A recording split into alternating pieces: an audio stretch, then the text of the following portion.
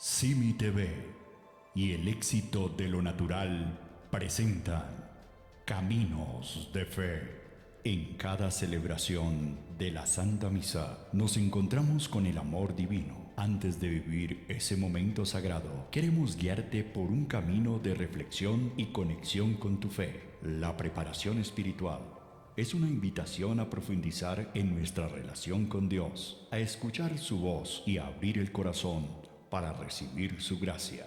Te invitamos a que te unas a esta jornada de fe. Reflexiona, ora y conéctate con tu espíritu antes de la Santa Misa. Caminos de Fe, preparando el corazón para el encuentro con Dios. Bienvenidos.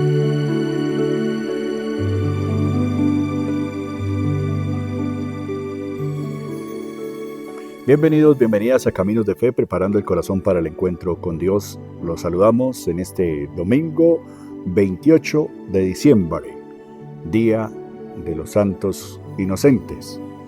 No día de echarle sal al tinto y de cambiar los avisos de los negocios y decirle pásela por inocente, porque eso ya es como un jolgorio. Hemos vuelto esta masacre, porque fue una masacre, la que hicieron, donde fueron sacrificados niños, por esos santos inocentes, ¿no? Niños tratando de, entre esos niños, matar al rey que había nacido. Padre Jorge. Pásela por inocentes, porque hoy no se celebra la fiesta de los santos inocentes. Vea usted. Sino la fiesta de la Sagrada Familia. Ahí está. Porque es que los santos inocentes es una memoria que no es obligatoria. Y entonces, este año la Sagrada Familia cayó, como dice la gente, cayó más temprano y entonces quedó sobre los santos inocentes. Pero sí vamos a hablar un poquito de los santos inocentes, aunque el Evangelio nos va a hablar de la Sagrada Familia. De la Sagrada Familia. Bueno, mi padre, ahí está, pásela por inocente. Bueno, mi padre Jorge, hablemos de esa masacre. Pues esa masacre no solamente es histórica, esa masacre se ha repetido, yo me atrevo a decir, miles de veces en la historia de la humanidad, pero no sé cuántos miles, y por el mismo motivo. En todas las naciones, en todas las culturas, matan inocentes por querer quedarse en el gobierno del Estado los mismos. Miremos lo que ocurrió.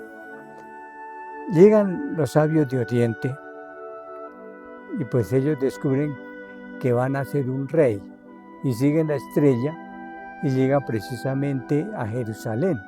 Y, pues como esta es la capital de Israel, pues es el rey de Israel. Sí, señor. Y pues se dijeron, lo más sabio es ir a preguntarle al rey Herodes, que es el rey de Israel, ¿dónde es que nace el rey de Israel? Pero que viene del cielo. Sí, señor. Y ellos van y le preguntan a Herodes, y Herodes se frota las manos y dice, ya lo que esperaba, alguien me tenía que decir dónde va a nacer ese tal rey que está anunciado por los profetas. Y entonces él les dice, pues no sé exactamente dónde nacerá, pero voy a llamar a los sabios, que eran los escribas. Llama a los escribas y los escribas dijeron, según está escrito, en el profeta nacerá en Belén de Judea. Y Belén de Judea, o de Judá, que es lo mismo, queda a 3 kilómetros de Jerusalén. O sea, estaba bajo la jurisdicción de Jerusalén, o sea, bajo el reinado de él. Pues sí, porque era a 3 kilómetros es como a Chiquinquirá. No, a Susa. Chiquinquirá, a Susa hay como 9 kilómetros. Como por allá al alto de Salitre. Ay, madre, ahí al pie. Sí, entonces se fueron y hicieron lo que ya sabemos que hicieron, adoraron al niño y se iban a devolver cuando por otro camino. Esa noche se acostaron a dormir en sueños algunos soñó que tenía que volverse por otro lugar porque Herodes quería matar al niño y ellos lo hicieron así. Y Herodes pues se quedó esperando y se llenó de ira porque esos reyes eran terribles. Y eso que ese rey no tenía casi ningún poderío, era ir de papel, porque realmente el que gobernaba Israel era el emperador romano. Y los emperadores romanos le daban contentillo al pueblo que tenían oprimido, nombrarles un rey de su comarca. De su comarca, sí. Estos Herodes no eran judíos, esos venían de Siria, creo que venían, porque fueron varios, pero estaban sometidos ahí a Roma, obvio a Roma. Sí. Entonces, sin embargo, Roma los dejaba que hicieran la sucesión y todo, pero ellos no tenían ningún mando, en nada. Por ellos no pusieron crucificar a Jesús, que no tenían ningún poder. Para pero ellos se daban las ínfulas, como son muchos. Que eso pasa, actualmente pasa igual, sí, exactamente pasa igual. Sí. Entonces Herodes se montó en cólera y mandó matar a todos los niños menores de 2 años de la comarca. Y primogénitos. No, todos los niños. No primogénitos, todos los niños. Y eso está constatado por la historia. Yo tuve la gracia de Dios de estar en Israel y allá en un museo había una cantidad de cráneos de niños que los encontraron en una excavación. Que Herodes mandó a asesinar a todos esos niños. Y pues eso para nosotros hoy tiene 2 significados. El primero es como los gobernantes hacen cualquier bestialidad, cualquier asesinato para conservarse en el poder. Muchas veces, y yo me atrevo a afirmar que la gran mayoría de las guerras es simplemente para afirmarse en el poder, porque así si derrotan a otro pueblo, pues ellos se quedan ahí en el poder. Por lo general, los que entran en guerra con otros países, pues se declaran dictadores, si no lo son ya. Sí, si no, miremos por ahí lo que ocurre hoy, ¿no? Sí, claro. Entonces, esa es como una semblanza de lo que ha ocurrido siempre, ¿no? Y vemos que hoy día también se matan inocentes, no son los niños, sino se bota una bomba, lo que vemos por allá en este momento en Oriente, que botan bombas y matan los niños y matan a la pobre gente que no tiene nada que ver en el asunto, simplemente porque está en un territorio pues que para unos es de una nación y para otros es de otra. Pero eso no es otra cosa, sino querer reafirmarse en el gobierno. O sea, han pasado todos estos años y seguimos cometiendo el mismo error. Siglos de siglos, y es que tampoco empieza con Herodes ni con los romanos, eso desde atrás viene lo mismo. El sacrificio. El matar al hermano, el matar al otro por el poder. La leyenda que hay en la Biblia para enseñarnos eso, cómo el hombre mata a su hermano, está en Caín y Abel. Esa sí no es una historia, eso es una especie de cuento para decirnos la Biblia, mire, siempre el hombre está matando a su hermano. Claro. Y hoy lo mismo. Y por egoísmo. La mayoría es por egoísmo también. Bueno, egoísmo eso no también. El egoísmo es muy pobre para decir eso. Es que el egoísmo, bueno, uno puede tener egoísmo porque el otro tiene, ¿no? Pero no es tanto, es que es mucho más que egoísmo. Es por el ansia de poder siempre. Ahí Caín era el ansia de poder, de que él quería ser el primero ante Dios. Fíjese, el mismo poder es el poder. Entonces eso es lo terrible, ¿no? Matar al inocente por quererse imponer. Porque fíjese una cosa para terminar. En las guerras no se matan los cabecillas. No. Después, en ninguna guerra se matan los cabecillas, se matan los pobres serviles. Sí, claro. Inclusive en la guerra de Hitler, pues él fue el que se suicidó ya, pero porque ya la vio perdida. Pero inclusive si hubiera quedado 15, si lo hubieran matado, lo hubieran absuelto. Como nosotros estaban en el mismo nivel. Entonces, eso es lo terrible. Matar al inocente. Y nosotros seguimos matando al inocente desde abajo hasta arriba. Sí, yo digo que, por ejemplo, un papá que sale de su casa y deja a los hijos tirados, está matando al inocente, a sus hijos que son inocentes de lo que él haga. O una mamá que lo haga también. Sí, claro. O igualmente, ahí cabe también lo del aborto. Sí, también. Porque a veces por una situación social, no, ¿qué dirán? Mi hija embarazada, Dios mío, sí. ¿Qué dirán? Busquemos alguna ayuda. Ay, no, pues la pobre chinita se va a truncar su carrera, entonces matan al hijo y no lo ven como grave, sino como lo normal, ¿no? Quitémosle el escollo que es el hijo y ella, pues... Sigue su camino. Sigue su camino, ¿no? Eso es los santos inocentes, es eso. Seguimos matando santos inocentes. Santos inocentes. Y la cantidad de niños que asesinan en el aborto y que antes amparados en los derechos humanos. Entonces tienen derechos humanos los malos, pero los buenos no. Vea usted.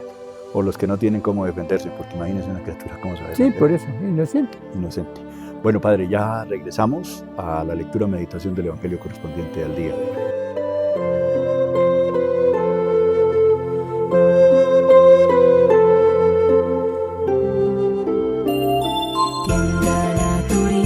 El éxito de lo natural. Somos sanos por naturaleza. Te deseamos felices fiestas. El éxito de lo natural. Simijaca, Cundinamarca. Calle Novena, número 644, frente a Serenidad, Capillas de Velación. Página web, elexitonatural.com. Contactos, 310-270-2895. Tienda naturista, El éxito de lo natural. Su tienda naturista de confianza. ¡Felices fiestas!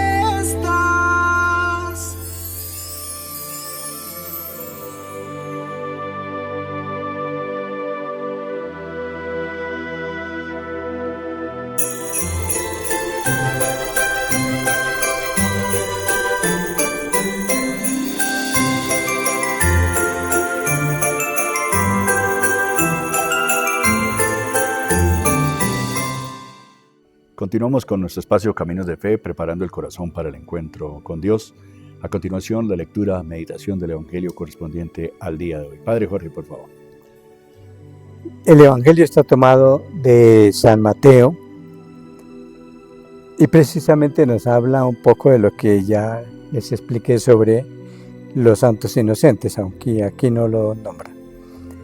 Cuando se marcharon los sabios, el ángel del Señor se apareció en sueños a José y le dijo: levántate, coge al niño y a su madre y huye a Egipto. Quédate allí hasta que yo te avise, porque Herodes va a buscar al niño para matarlo. José se levantó, cogió al niño y a su madre de noche y se fue a Egipto y se quedó hasta la muerte de Herodes, y así se cumplió lo que dijo el Señor por el profeta: llamé a mi hijo para que saliera a Egipto. Cuando murió Herodes, el ángel del Señor se apareció de nuevo en sueños a José en Egipto y le dijo: levántate, coge al niño y a su madre y vuélvete a Israel. Ya han muerto los que atentaban contra la vida del niño. Se levantó, cogió al niño y a su madre y se volvió a Israel. Pero al enterarse de que Arquelao reinaba en Judea como sucesor de su padre Herodes, tuvo miedo de ir allí y, avisado en sueños, se retiró a Galilea y se estableció en Nazaret. Así se cumplió lo que dijeron los profetas: se llamará Nazareno. Palabra del Señor. Gloria a ti, Señor Jesús. Bien, este texto que ha colocado la Iglesia en la fiesta de la Sagrada Familia, es muy diciente. A veces podemos tener la sensación de que la Sagrada Familia, digámoslo en términos nuestros hoy, vivió muy chévere, ¿no? Sí, Sin señor. ningún problema. Ninguna dificultad porque Sí. tenían al Hijo de Dios. Y además le habían dado oro. Mirra. De hecho, Bueno, la estaban mirra no era bueno, pero el oro. Sí. Entonces, a veces tenemos esa idea. Lo del oro ya lo corregimos Sí, antes. señor. Pero la idea de que no era una familia sin ninguna complicación. Y resulta que todo lo que nos muestra el Evangelio es una familia Muy sufrida. muy sufrida. Muy sufrida. Claro, salir hasta otro país bien lejos, porque de Israel a Egipto en ese tiempo había que atravesar el desierto. Y Ya. eso no es nada fácil. Y llegar allí, otro idioma, entonces tenía que acoplarse a eso, aprender el idioma. María y José, el niño no le costaba mucho trabajo porque los niños aprenden Claro. muy fácil. Y José a buscar trabajo, pues afortunadamente él era un artesano cotizado y fácilmente conseguiría trabajo. Y ya estaban ubicados, tendrían su casita y todo. Y Dios le dice a José, de vuelta otra vez, pero no se vaya para Jerusalén. Ya José tenía planeado irse para Jerusalén, pues porque en Jerusalén La familia. tenía mejor trabajo. Y ya más cotizado esta vez. Sí, claro. Yo no, vuélvase otra vez para Nazaret y busque su pedazo de casita y reconstrúyela, si no fue que ya la acabaron. Se la habitaron otros. Se la habitaron otros, sí. Y vuelve a Nazaret, de ahí desaparece la infancia propia de Jesús. No sabemos nada. De ahí, hasta ahí se supo. De la infancia, sí. Ya aparece el joven Jesús de 12 años, que ¿Cuál? como sabemos en Israel a los 12 años ya lo consideran una persona adulta. Ujú. Bien, pero lo importante de esta fiesta es mirar la importancia que tiene la familia en la revelación. Desde el Génesis hasta nuestro Señor Jesucristo. Primero que todo, antes del Génesis, antes de todo, Dios es una familia. El nombre de Padre no es algo que nosotros se lo pusimos a Él, no es gratuito. El Padre ha sido Padre desde toda la eternidad. El Padre no empieza a ser Padre cuando manda al Hijo al mundo, no. El Padre es Padre desde toda la eternidad. Recordemos que el Padre, el Hijo y el Espíritu Santo son eternos. Y nosotros no podemos meternos en la cuestión de la eternidad a preguntarnos, bueno, ¿y en qué tiempo de esa eternidad el Padre engendra al Hijo? Y de paso a la vez al Espíritu Santo. ¿Por qué? Porque nosotros no podemos pensar las eternidades, ni siquiera hacernos una idea de qué es una eternidad, ¿no? Ujú.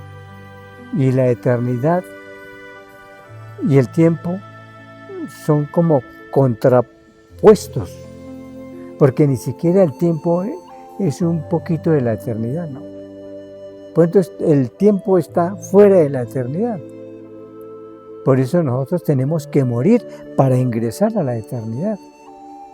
Entonces ese problema en este momento no lo podemos entender, pero sí aceptar que la eternidad, perdonen la redundancia, es eterna, es infinita. La eternidad de eternidades.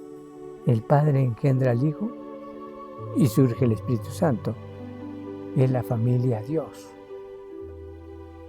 Ese es un valor inmenso en nuestro cristianismo, porque no hay ningún Dios, pues sabemos que el resto de dioses son falsos, pero ningún Dios ha sido concebido en la historia humana que se entienda que es Padre, Hijo y Espíritu Santo, y que es un solo Dios en tres personas en ninguna cultura. Han logrado hacer eso porque no se puede. no lo ha podido concebir, porque es que nosotros lo sabemos porque Dios mismo nos lo reveló, no porque la cultura lo creó. Hay un indicio así como muy tenue, parecido, es en el hinduismo, donde hay 3, pero son dioses diferentes. Y ahí no tiene nada que ver. No, este inclusive es un dios, para ellos es un dios que crea, el otro conserva y el otro que destruye. En esa concepción cíclica que tienen en el Oriente, necesariamente tiene que crear, destruir y crear, sostener y destruir para volver a crear. Y entonces ellos tienen 3 dioses así, pero inclusive ellos son contrapuestos, porque uno crea, el otro... Claro, el uno conserva lo que el otro creó y el otro viene y acaba con todo. Sí, entonces contraproducente. En cambio, digo que esta fiesta, la Sagrada Familia, es muy valiosa para nosotros, para entender eso, que Dios es una familia. No es el reflejo de una familia ni nada de eso, sino es una familia. Por eso no podemos entender el linde de donde Dios Padre tiene el poder y el Hijo tiene otro poder y el Espíritu Santo. No, tienen el mismo poder con distinta jerarquía. Lo que sucede es que nuestra manera de pensar humana, las jerarquías son así, arriba, medio, abajo. Y así teníamos la concepción de la familia hasta hace poquitos años. Y a veces yo pregunto en la predicación, ¿quién es el más importante en su familia? El padre. ¿Y eso no es cierto? Todos 3 son igual importantes, pero hay una jerarquía. Sí, el papá ordena, la mamá también y el hijo obedece. Sí, y los 3 están formando esa unidad que es familia. Entonces, así como Dios lo es, el Padre es el ordenador, el que podríamos dirigir, porque necesariamente donde hay más de 2 personas, uno tiene que dirigir. Es ser el líder. Sí, el líder. El líder no que impone como nosotros, sino que dirige más bien. Uno que dirige, que orienta, que dirige. Y vamos a hacer esto. Entonces, eso que es Dios, que es una perfecta unidad, sin perder la individualidad, eso tiene que ser una familia humana. Una unidad perfecta, sin perder cada uno su individualidad, su esencia. Sí. El padre como padre, la madre como madre y el hijo como hijo. Si eso pasara, seríamos unas familias perfectas. Padre. Pues ha habido familias así, ¿no? Ha habido pero familias... para contar con la mano, con los dedos de la mano. Sí, pero las hay. Yo conozco familias que me admiro de esa unidad, de cómo los hijos... Esa sincronía. Sí, esa sincronía. Que todo funcione y el hogar así mismo funciona. Sí, pero todos respetan, todos se ayudan, todos cubren su rol.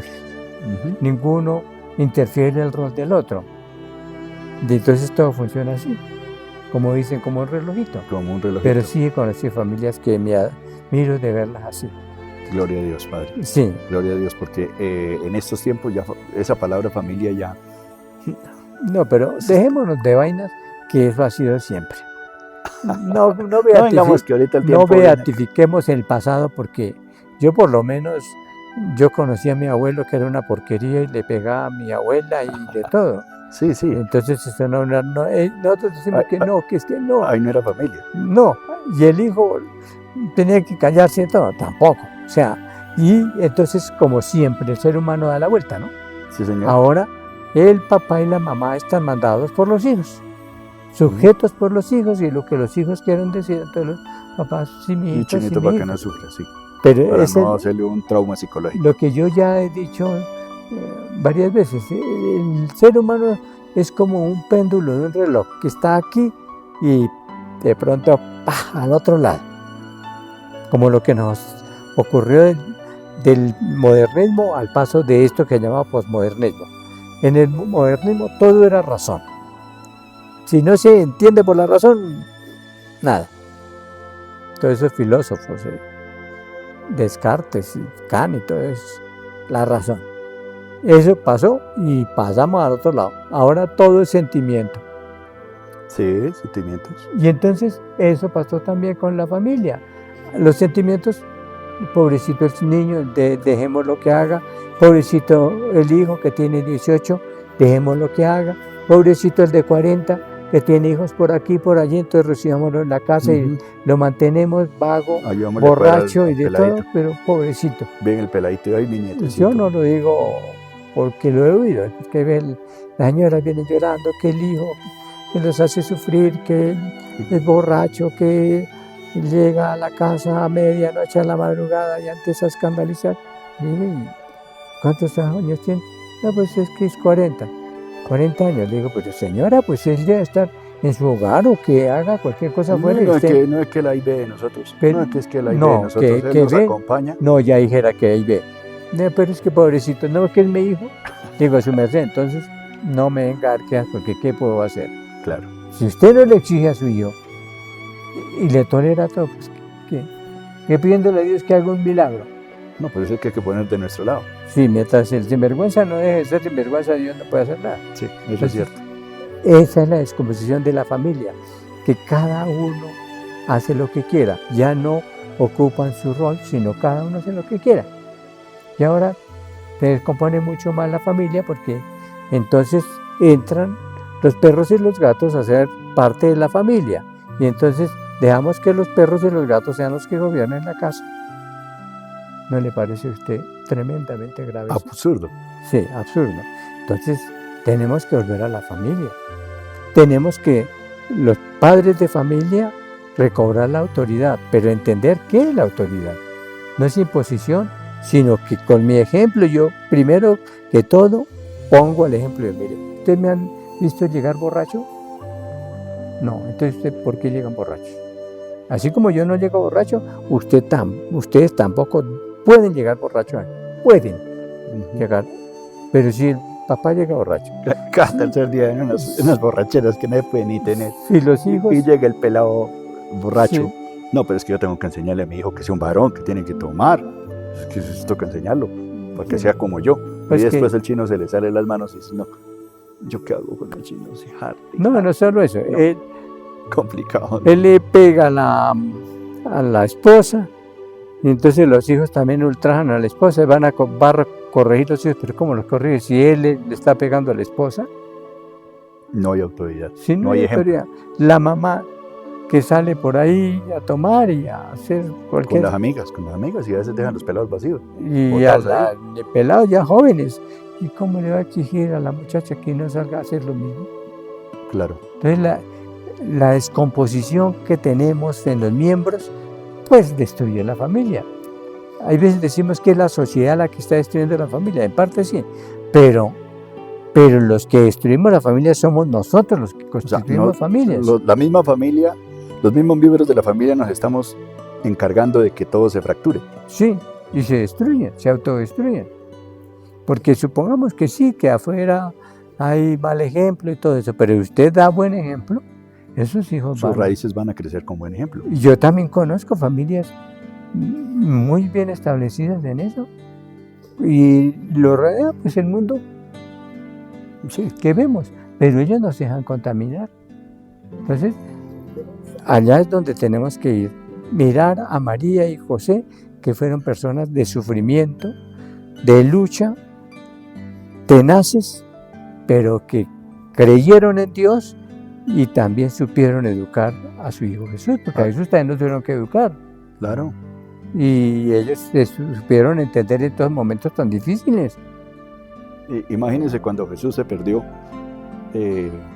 la Virgen María regañando a Jesús, ¿por qué se había perdido? Y José decirle, hágame el favor, ¿cómo se le va a ocurrir a usted decirle eso al niño? ¿Cómo se le ocurre? ¿No que lo va a traumar? Entonces sí. No, porque José dejó que lo reprendiera, porque ahí hablamos, a José llegaron los dos, pero la que lo reprendió fue María. Y el niño pero lo usó por reprender, porque le preguntó. O sea, María no sabía por qué, pero tenía que reprenderlo. Y él ya sabía que Jesús es el Hijo de Dios, pero lo reprendió. Claro. Por eso la pregunta es, ¿por qué?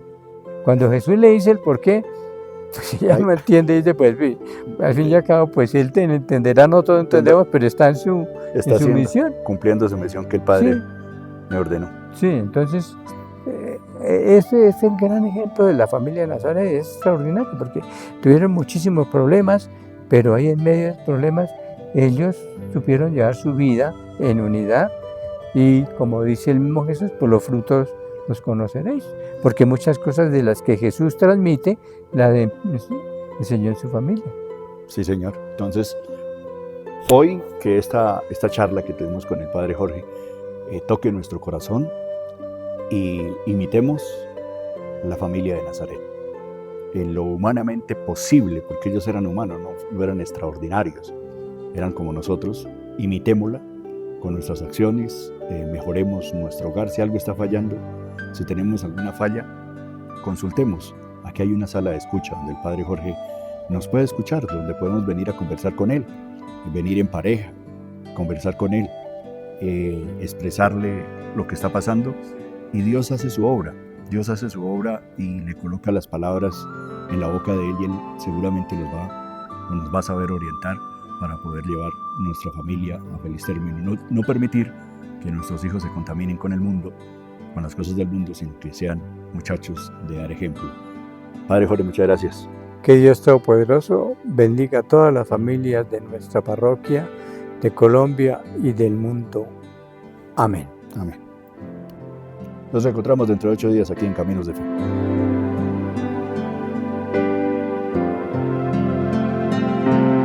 Caminos de Fe. Gracias por acompañarnos en este espacio de reflexión y preparación espiritual. Que el mensaje de hoy fortalezca su fe y llene su corazón de paz. Ahora los invitamos a unirse a la celebración de la Santa Misa, donde viviremos juntos el encuentro más profundo con el amor de Dios. Hasta la próxima, y que el Señor les bendiga siempre.